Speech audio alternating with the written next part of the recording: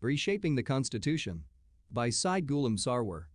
29 August 2007. Why has not Pakistan achieved a well-defined political system? Why is it still an unstable state? Why have we not settled down to an acceptable constitution?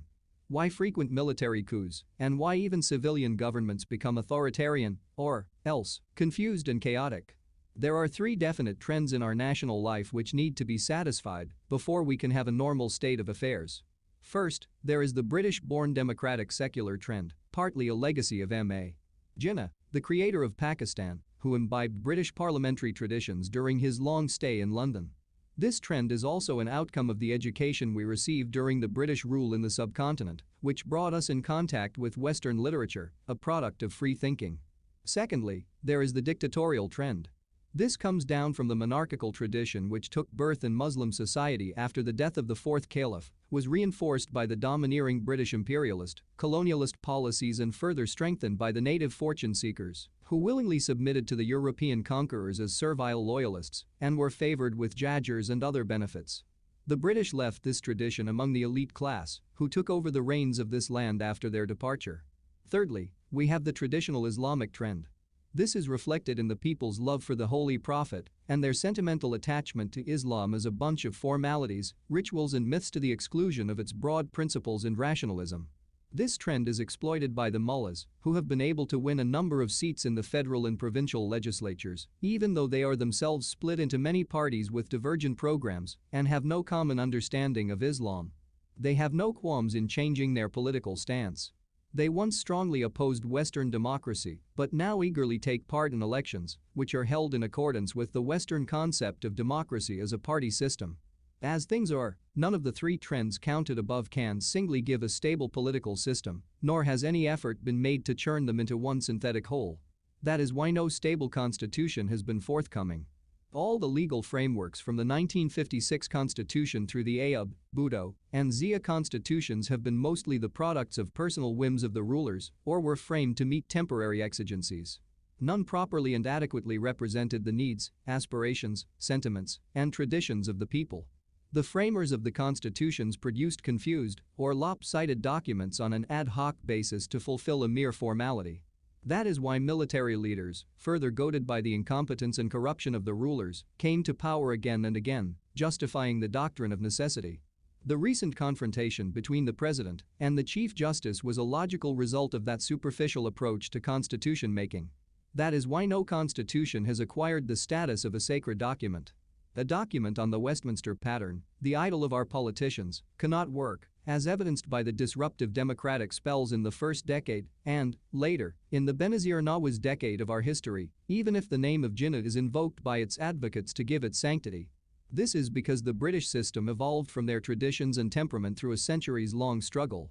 It remained unwritten, a set of traditions and conventions, but still binding and sacred because it was traditions that mattered, not the written word. To Britons, the system gave harmony, peace, and freedom from confusion and oppression. For us it can generate only conflict, chaos, lawlessness, corruption, and oppression by the rich and the influential. It is foreign to our temperament and, as an English writer says, we must study the temperament and character rather than intellect and theory. This is a truth which those who recommend the wholesale adoption of British institutions in strange lands might remember with advantage. Such an experiment can hardly be without dangers. Constitutions are easily copied, temperaments are not, and if it should happen that the borrowed constitution and the native temperament fail to correspond, the misfit may have serious results. Earl of Balfour's introduction to the English Constitution by Walter Bagehot. However demands may be made for the restoration of the 1973 Constitution, the original 1973 Constitution is now impotent. Having enforced it in 1973, Z.A. Bhutto drastically amended it to acquire absolute power, making the president a mere figurehead. Zia reversed the amendments and restored the balance by acquiring sweeping powers as president. Benazir and Nawaz Sharif again tried to amend it to their liking and become all-powerful, but were ousted from the office twice each, Nawaz Sharif, during his second term, by his army chief of staff, General Pervez Musharraf, who, later, assumed power as the uniformed president. Thus the 1973 Constitution became a plaything in the hands of the successive rulers since its inception. It now seems to have become irrelevant to our national requirements, needing drastic reshaping. A look at the history of Pakistan shows that the dictatorial trend has remained dominant throughout. Never were general elections held during the first decade following the death of the founder of Pakistan. Liaquat increasingly became authoritarian and intolerant of criticism. He curbed the press and jailed some of the more vocal opposition leaders. Ghulam Muhammad dissolved the assembly arbitrarily, creating the doctrine of necessity through his Chief Justice, a bane in our judicial history until the Supreme Court full-bench verdict upheld the cause of the present Chief Justice. Iskandar Mirza blocked the holding of elections and declared martial law. The rest is a more revealing history. Does this not mean that our temperament needs a powerful head of state, but one who can ensure satisfaction of the nation's basic needs and security of life and honor of the people, and is kept under check from becoming oppressive, corrupt and violator of lawful limits? We could have a powerful prime minister too, but then a president without powers will be meaningless. Why have this office at all, and why not spare the large amount of money spent on the president's salary and perks for nothing? In such a case, call the power wielder prime minister or president. It makes no difference. Keeping in view our historical background and the new demands, it may be advisable to have a president with executive powers centered in him, but exercisable in consultation with the prime minister.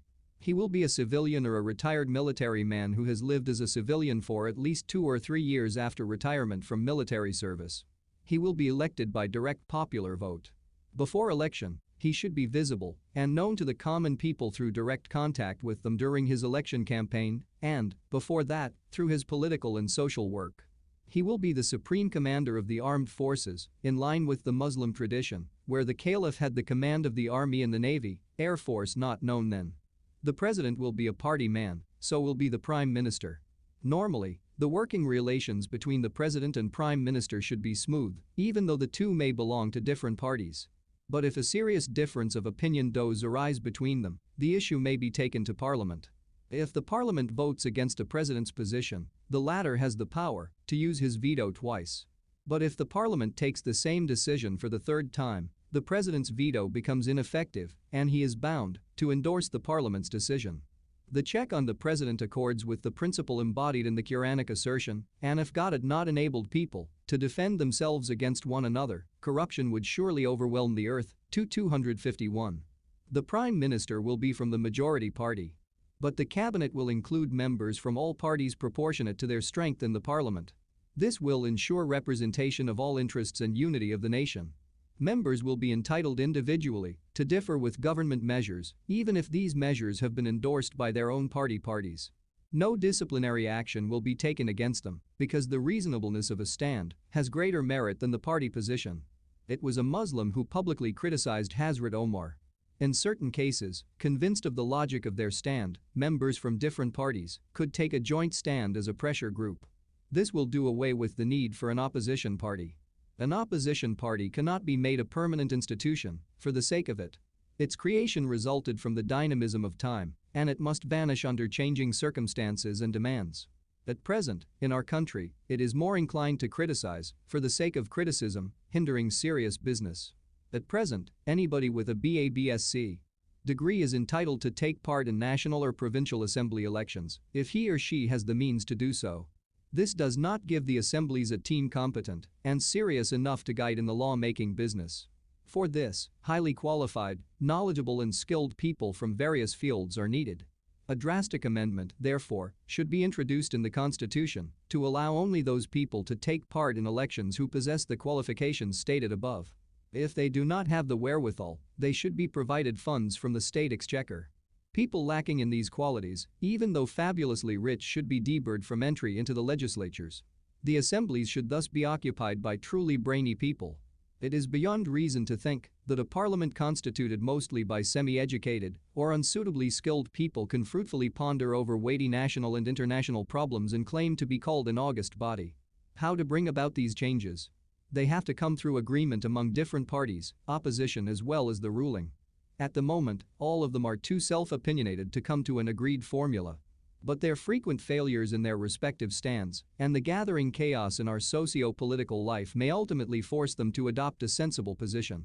Hopefully, the suggestions given above will provide some useful hints.